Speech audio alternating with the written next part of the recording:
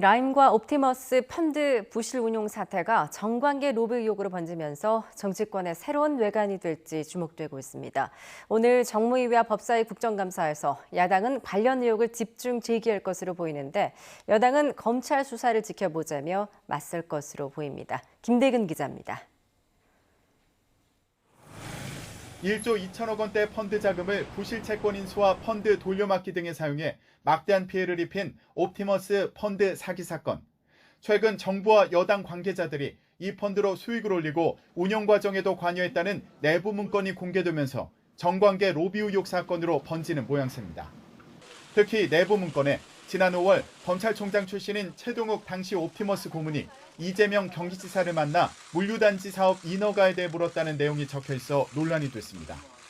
이에 대해 이재명 지사는 메모에 등장하는 변호사와는 지인들과 함께 만나 사회 여러 문제에 대해 대화했을 뿐 질의나 청탁은 없었다며 적극 부인했습니다. 여기에 참모진의 실수라고 해명했지만 민주당 이낙연 대표의 지역사무실 복합기 임대료를 옵티머스 관련 업체로부터 지원받았다는 의혹까지 나오면서 로비 의혹은 더욱 확대됐습니다. 1조 원이 넘는 피해가 발생한 라임 자산운용 사태 또한 정관계 로비 의혹 사건의 또 다른 한 축입니다. 사건 핵심 인물인 김봉현 전 스타모빌리티 회장이 강기정 전 청와대 정무수석에게 로비 목적으로 5천만 원을 줬다는 폭탄 발언까지 나온 상태입니다. 강 전 수석은 개인을 넘어 문재인 대통령과 현 정부에 대한 흠집내기라며 법적 대응을 예고했습니다. 이미 김 전 회장의 로비 의혹 대상으로 지목된 기동민 의원 등 여권 정치인 4명이 검찰에 소환 통보돼 민주당은 바짝 긴장하고 있습니다. 검찰의 철저한 수사를 촉구한다면서도 확인되지 않은 의혹이 많다며 당 차원의 입장을 밝히는 건 조심스러워하는 분위기입니다. 하지만 국민의힘은 라임과 옵티머스 두 의혹 사건을 대표적인 권력형 비리로 규정했습니다.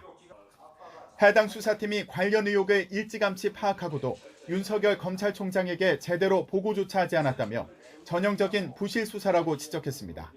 더 나아가 이를 덮기 위해 정부 여당이 검찰개혁을 밀어붙인 거냐며 비판의 수위를 높이고 있습니다. 권력형 게이트의 그림자가 어른거립니다. 검찰개혁이란 미명 아래 권력 비리를 수사하는 검사들에 대한 해체 수순을 밟은 것 아닙니까? 이에 따라 오늘 예정된 국정감사에서 두 의혹 사건이 핵심 쟁점으로 떠오를 것으로 보입니다. 금융위원회를 상대로 국정감사를 벌이는 정무위는 옵티머스 펀드와 관련해 NH투자증권 대표를 증인으로 채택했고 라임펀드와 관련해서도 대신증권 대표 등 금융업계 관계자들을 대거 부른 상태입니다. 또 추미애 법무부 장관이 나오는 법사위에서는 부실 수사 의혹을 집중적으로 다룰 것으로 보입니다. 라임, 옵티머스 펀드 의혹과 관련해서는 이미 오래 전부터 여권 인사들의 이름이 오르내리기 시작했습니다.